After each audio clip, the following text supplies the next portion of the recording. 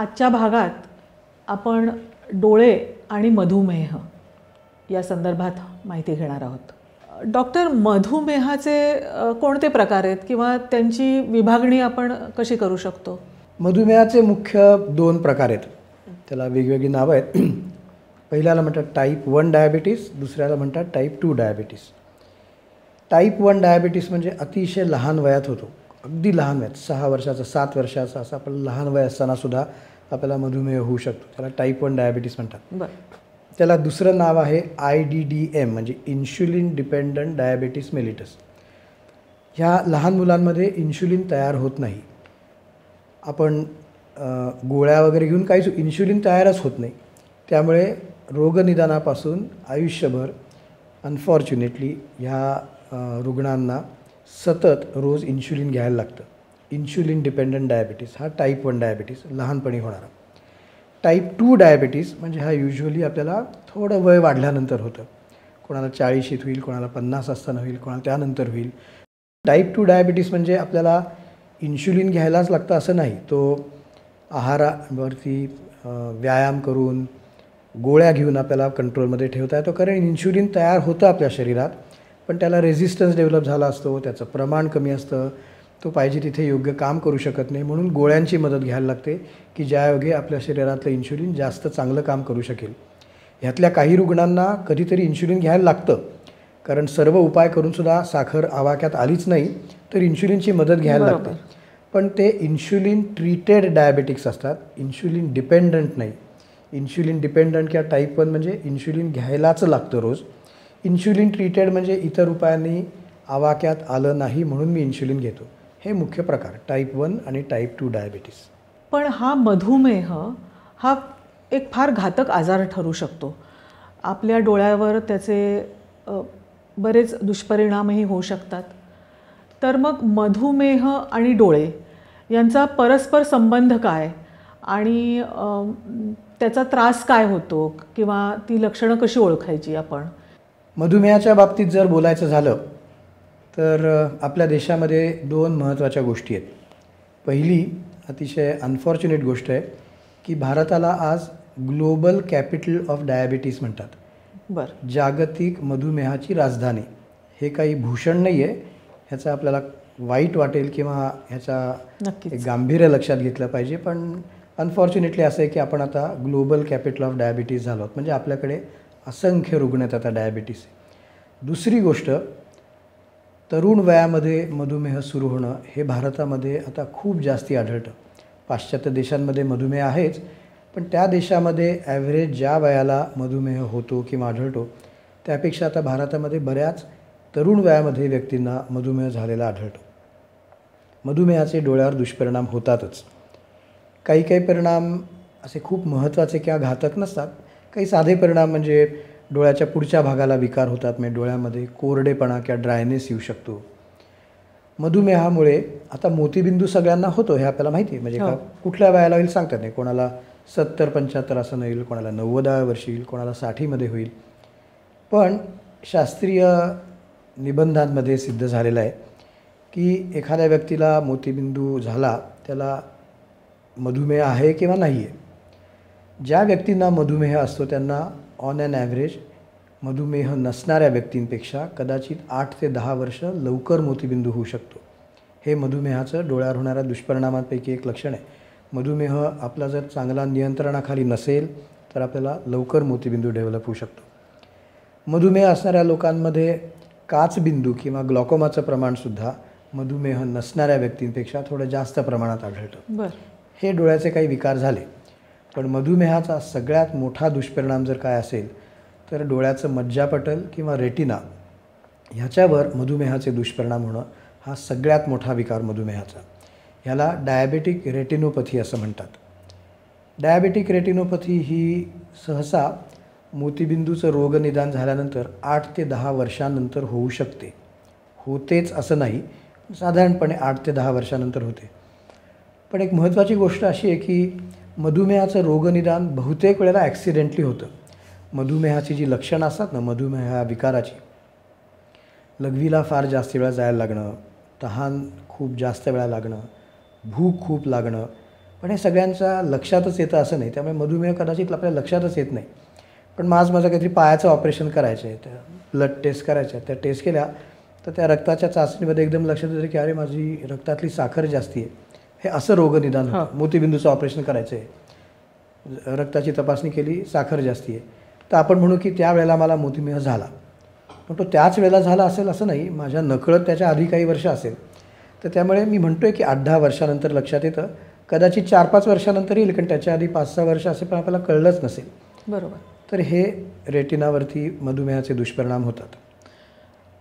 पण मग मधुमेहाचे रेटिनावरती जे दुष्परिणाम होतात त्याच्यामुळे नेमकं काय होतं आणि काय दुष्परिणाम झाला आहे हे कळण्यासाठी कुठल्या तपासण्या कराव्या लागतात?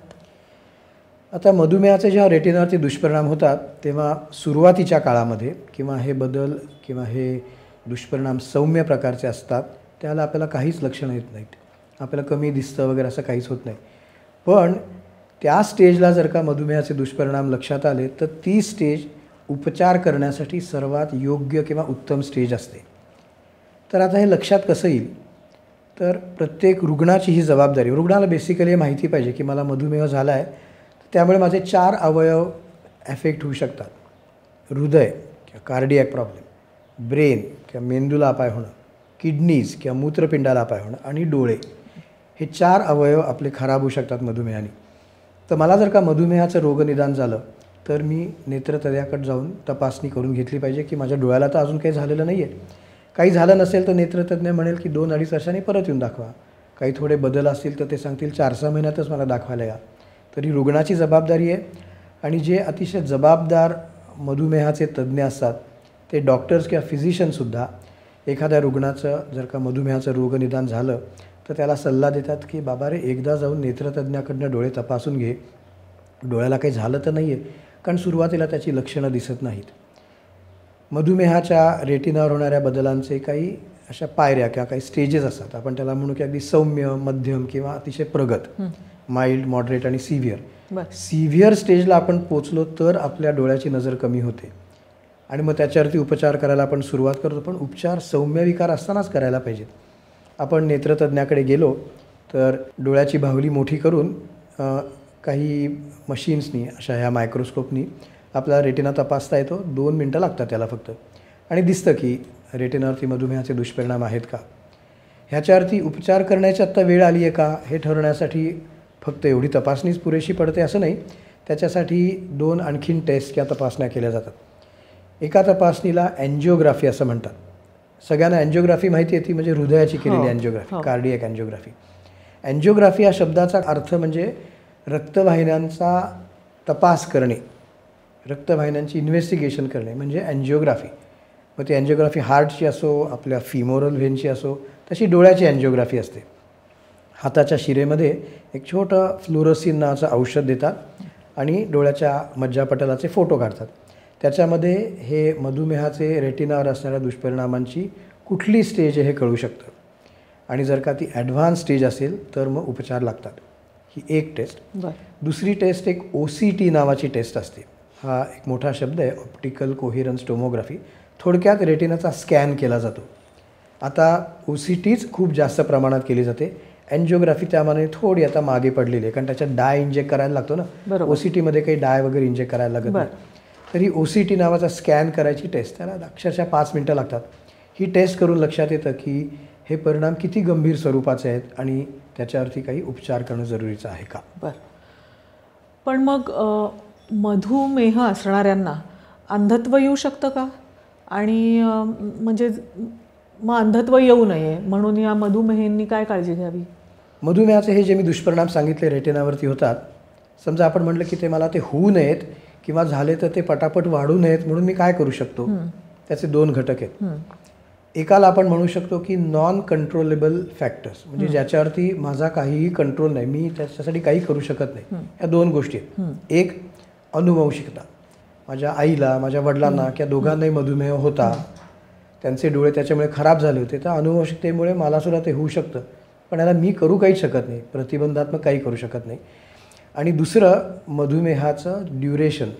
एखाद्या व्यक्तीला 5 वर्ष मधुमेह आहे, एका 15 वर्ष आहे, एका 25 वर्ष आहे. 25 वर्ष मधुमेह असणाऱ्या व्यक्तीला मधुमेहाचे दुष्परिणाम जास्त आढळणार 5 वर्ष मधुमेह असणाऱ्या व्यक्तीपेक्षा. ह्यालाही आपण काही करू शकत नाही. मी जेवढा जास्त जगीन तेवढा माझा मधुमेहाचं ड्युरेशन वाढणार. बरोबर. तर ह्या नॉन कंट्रोलेबल गोष्टी आहेत. पण आपण आवाक्यात ठेवू शकतो असेही काही घटक आहेत. 3-4 गोष्टी आहेत, त्या जर आपण आवाक्यात ठेवल्या तर मधुमेहाचे रेटिनावरचे दुष्परिणाम होणं आपण लांबणीवर टाकू शकतो, किंवा झाले असतील तर ते पटापट वाढू नये त्याची काळजी घेऊ शकतो. पहिली गोष्ट म्हणजे अर्थातच रक्तातली साखर काटेकोरपणे सांभाळणे. आपली साखरेची लेव्हल नॉर्मल पाहिजे. आजकाल बरेच रुग्ण किंवा बरेच डॉक्टर रुग्णांना सल्ला देतात की तुम्ही त्या दिवशीची टिपिकल ती फास्टिंग किंवा उपाशीपोटी आणि खाल्ल्यानंतरची साखर तपासण्यापेक्षा HbA1c किंवा ग्लायकोजिलेटेड हिमोग्लोबिन टेस्ट करा. म्हणजे टेस्ट कराल त्याच्या 3 महिने आधीपर्यंतची ॲव्हरेज ब्लड शुगर कळते. ह्याच्यात एक गंमत आहे. हे कशासाठी सांगतात की समजा मला आता उद्या रक्ताची टेस्ट करायला जायचं आहे, चाचणी करायला. मला रिपोर्ट चांगला पाहिजे कारण माझ्यासाठी ती परीक्षा आहे. तर आपण परीक्षेला जसा अभ्यास करतो तसं उद्या टेस्ट करायला जायचं ना, तर आज मी गोडाला शिवणार नाही, मला चांगला रिपोर्ट पाहिजे. पण ते आपण स्वतःलाच फसवत होते. बरोबर. पण या HbA1c गेल्या 3 महिन्यात तुम्ही काय कर्म दुष्कर्म केले असतील ती सगळी त्याच्यात दिसतात. तर ती HbA1c लेवल्स मधुमेह असणाऱ्या रुग्णांमध्ये 7 पेक्षा कमी किंवा मधुमेह नसणाऱ्या व्यक्तींमध्ये 6 पेक्षा कमी असावी. तर ही टेस्ट आपण करतो. तर रक्तातली साखर जर आपण उत्तम सांभाळली, HbA1c 7 पेक्षा कमी ठेवलं तर रेटिनाचे दुष्परिणाम पटापट प्रगत होत नाहीत. दुसरी गोष्ट, ब्लड प्रेशर कंट्रोलमध्ये ठेवणं. रुग्ण म्हणेल मला ब्लड प्रेशरचा विकारच नाही आहे, पण नॉर्मल व्यक्तीपेक्षा मधुमेह असणाऱ्या व्यक्तींनी आपलं ब्लड प्रेशर थोडं आणखीन खालच्या लेव्हलला ठेवावं, म्हणजे ते दुष्परिणाम वाढत नाहीत. त्यामुळे काटेकोरपणे ब्लड प्रेशरकडे लक्ष असणं. तिसरी गोष्ट लिपिड प्रोफाईल किंवा ज्याला कॉमनली कोलेस्ट्रॉल लेवल म्हणतात. तर आपलं कोलेस्ट्रॉल, खरं कोलेस्ट्रॉलला आज महत्त्व कमी झालं आहे, पण त्या लिपिड प्रोफाईलमधलं कोलेस्ट्रॉल, ट्रायग्लिसराईड्स, LDL ह्या ज्या व्हॅल्यूज असतात, तर आपण आपला स्निग्ध पदार्थांचं किंवा चरबीचं प्रमाण आपल्या रक्तातलं आटोक्यात ठेवलं तर मधुमेहाचे होणारे दुष्परिणाम थोडे आटोक्यात ठेवता येतात. चौथी गोष्ट, आपल्याला ॲनिमिया होऊ देता कामा नये. आपलं हिमोग्लोबिन जर 10 पेक्षा कमी झालं तर हे मधुमेहाचे दुष्परिणाम पटापट वाढू शकतात. आणि 5वी गोष्ट, स्मोकिंग. आपण जर धूम्रपान करत असू तर मधुमेहाचे दुष्परिणाम हे जास्त पटापट वाढू शकतात. दुष्परिणाम रोखण्यासाठी उपचार काय आहेत त्याची माहिती दिलीत तर बरं होईल. आपण नेत्रतज्ञाकडनं तपासणी करून घेतली की मग नेत्रतज्ञ सांगतं की तुमच्या डोळ्यावरती हे दुष्परिणाम आहेत आणि त्याचे उपचार करणं आवश्यक आहे. उपचार 3 असतात. पहिला उपचार लेसर किरण ट्रीटमेंट, जो जवळजवळ 30-40 वर्षापर्यंत करत आले, त्याला खूप उत्तम आणि चांगला असा ट्रॅक रेकॉर्ड आहे. दुसरा उपचार जो साधारण गेले 15-1 वर्ष वापरला जातो, 15-20 वर्ष आपण म्हणतो, म्हणजे काही विशिष्ट इंजेक्शन्सचा उपचार. आणि तिसरं म्हणजे शस्त्रक्रिया. रेटिनाच्या पेरिफेरीच्या किंवा बाजूच्या भागांमध्ये जर दुष्परिणाम असतील, प्रगत दुष्परिणाम, ॲडव्हान्स स्टेज, तर त्याचं रूपांतर पुढे रेटिनावरती किंवा रेटिनाच्या पुढे रक्तस्रावामध्ये होऊ शकतं. ते होऊ नये म्हणून लेसर किरण उपचार करतात. लाईटची ट्रीटमेंट असते. एका ट्रीटमेंट सेशनला 5 ते 10 मिनटं लागतात. त्याला कुठली भूल द्यायला लागत नाही, काही नाही. ते उपचार केल्यावरती आपल्याला रक्तस्राव होऊ शकेल अशा ज्या दूषित रक्तवाहिन्या असतात त्या झाकल्या जातात लेसर किरणाने. हा पहिला उपचार. आपल्या रेटिनाच्या मध्यभागामध्ये जर का मधुमेहाचे दुष्परिणाम झाले, रेटिनाला सूज येणे, रेटिनाच्या आधी मध्यभागा म्हणजे जिथे मॅक्युला असतो तिथे आपल्याला रक्तस्राव झाला, तर त्याच्यावर लेसर किरण उपचार करणं धोक्याचं असतं. तर त्याच्यासाठी इंजेक्शनची ट्रीटमेंट देतात. ही इंजेक्शन नुसतं एक इंजेक्शन घेऊन पुरत नाही. सुरुवातीला लोडिंग डोस म्हणून कमीत कमी 3 इंजेक्शन द्यायला लागतात आणि त्याच्यानंतर आवश्यकता पडेल त्याप्रमाणे पुन्हा पुन्हा द्यायला लागतात. इंजेक्शनचा उपाय हा आता लेसर किरण उपचाराला काही प्रमाणात मागे टाकतो आहे, कारण लेसर किरणांचे थोडेसे काही दुष्परिणाम होतात. रात्रीची नजर कमी होणे, आपलं फील्ड ऑफ विजन थोडं कमी होणे. तर त्यामुळे आता डायबेटिक रेटिनोपॅथी झाली तर इंजेक्शनची ट्रीटमेंट देणं हे थोडं आता जास्त प्रचलित आहे. प्रमाणाबाहेर जर का मधुमेहाचे दुष्परिणाम वाढले, म्हणजे रक्तस्राव झाला ऑलरेडी, तर मग लेझर किरणाचा उपचार करणं अवघड होऊन जातं. किंवा मज्जापटलावरती अभ्रकासारखे पडदे वाढले, त्याला प्रॉलिफरेटिव्ह डायबेटिक रेटिनोपॅथी म्हणतात. म्हणजे काही अभ्रकासारख्या पडद्यांचं प्रॉलिफरेशन होतं रेटिनावरती. अशा वेळी लेसर किरण उपचारांचा किंवा इंजेक्शनचा उपयोग होत नाही. मग शस्त्रक्रिया करून तो रक्तस्राव काढून घ्यायला लागतो. हे अभ्रकासारखे पडदे कट करून काढायला लागतात. पण खरं म्हणजे आपल्याला ही शस्त्रक्रिया लागेल त्या पायरीपर्यंत आपण पोचताच कामा नये. आपण जर नेत्रतज्ञांना दाखवत राहिलो, मधुमेह जर का आपण आवाक्यात ठेवला, त्याचे वेळोवेळी उपचार केले, तर ह्या शस्त्रक्रियेच्या स्टेजला आपण शक्यतोवर पोचू नये. कारण ही शस्त्रक्रिया खूप क्लिष्ट असते. ती केल्यावरती आपल्याला परत पूर्ववत नजर मिळवता येईलच असं नाही. त्यामुळे त्या स्टेजपर्यंत आपण पोचताच कामा नये. आपण मधुमेहावरती जर का नियंत्रण ठेवायचं असेल ना, तर आपल्याला मधुमेहाचा समजा रोगनिदान झाला. आज मला डॉक्टरांनी सांगितलं की तुम्हाला मधुमेह झालेला आहे. तर मधुमेहाचा उपचार हा त्रिशूळाने करायचा असतो. त्या त्रिशूळात 3 अस्त्र असतात. पहिलं अस्त्र सगळ्यात महत्त्वाचं म्हणजे पथ्य पाळणं, साखरेचं प्रमाण कमी करणं किंवा साखर वर्जच करणं, कार्बोहायड्रेट्स कमी खाणं, ज्याच्याकडे फारसं लक्ष दिलं जात नाही पण ते साखरे इतकंच अपायकारक असतं. आपल्या भारतीय आहारामध्ये आपण प्रचंड प्रमाणात कार्बोहायड्रेट्स खातो. तुम्ही कुठल्याही गोष्टीचा विचार करा, भात, इडली, पोहे, खिचडी, पोळ्या, सगळ्या ह्याच्यात कार्बोहायड्रेट्स असतात. कुठलीच गोष्ट पूर्णपणे थांबू नये पण प्रमाणात घ्यावी. तर पहिलं अस्त्र म्हणजे पथ्य पाळणं कडकपणे. दुसरं अस्त्र म्हणजे व्यायाम नियमित करणं. आणि तिसरं अस्त्र म्हणजे औषधं घेणं. अनफॉर्च्युनेटली रोगनिदान झालं की तिसरं अस्त्रच पहिल्यांदा वापरलं जातं की औषधं सुरू करा. पण आपण विचार करा की आपली साखर समजा एवढ्या वरच्या लेवलला आहे, मी पथ्य पाळायला लागलो की ती साखर थोडी खाली इथपर्यंत येते. मला पाहिजे इतकी खाली पण इथपर्यंत आली. मग त्याच्यानंतर मी व्यायाम करायला लागलो तर ती इथपर्यंत खाली आली.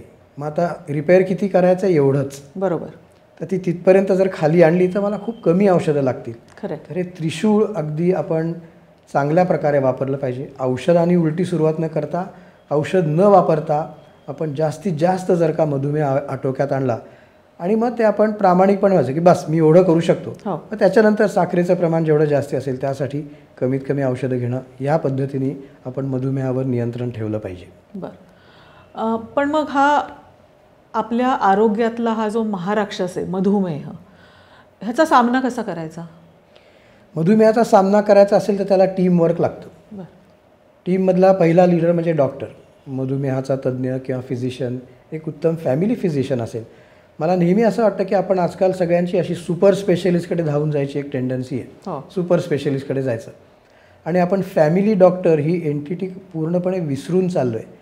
आज आपण पाश्चात्य देशांमध्ये पाहिलं, इंग्लंडमध्ये जिथे मी काम करतो तिथे जनरल प्रॅक्टिशनरला प्रचंड महत्त्व आहे कुठल्याही स्पेशलिस्टपेक्षा जास्ती. आपला फॅमिली डॉक्टर आपल्याला डोक्यापासून पायापर्यंत ट्रीट करत असतो, वर्षानुवर्षे ट्रीट करत असतो. त्याला आपल्याला कुठलं औषध लागू होतं, कुठलं लागू होत नाही, सगळं माहिती असतं. त्यामुळे पहिला टीम लीडर म्हणजे डॉक्टर, मग तो जनरल प्रॅक्टिशनर किंवा फॅमिली डॉक्टर असेल किंवा मधुमेहाचा तज्ज्ञ असेल.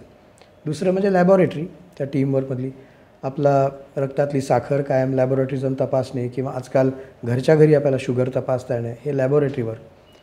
तिसरं म्हणजे पारिचारिका किंवा नर्स, ती आपल्याला खूप बाबतीत मदत करू शकते. चौथं म्हणजे डायटिशियन. मी म्हणल्याप्रमाणे त्या त्रिशूळातलं एक मोठं अस्त्र जे आहे ते आपण वापरता म्हणून आपण उत्तम असं डाएट लिहून घेणं. काय खाऊ नये हे बऱ्याच लोकांना माहिती असतं, पण आपण काय खाऊ शकतो सहजासहजी साखर वाढण्याचं ती माहिती करून घेणं. तर हे असं टीमवर्क, आणि त्या टीमवर्कमधला सगळ्यात महत्त्वाचा घटक म्हणजे पेशंट स्वतः. डॉक्टर पेशंटला बरं करत नाहीत, डॉक्टर पेशंटला सल्ला देतात. पेशंट स्वतःला बरं करतो. मी खूप सल्ला दिला पण पेशंटने ऐकलंच नाही तर काही उपयोग नाही. पण मी जर का ते सगळं पाळलं तर खरं म्हणजे पेशंट किंवा रुग्ण स्वतःला ट्रीट करतो. डॉक्टर फक्त त्याला सल्ला देऊ शकतात, मार्गदर्शन करू शकतात. त्यामुळे डॉक्टरपासून पेशंटपर्यंत ह्या सगळ्या टीमनी जर काम केलं तर हा महाराक्षस आपण आवाक्यात ठेवू शकू. मधुमेह आणि त्याचे आपल्या डोळ्यांवर होणारे दुष्परिणाम या संदर्भात आपण आज माहिती घेतली.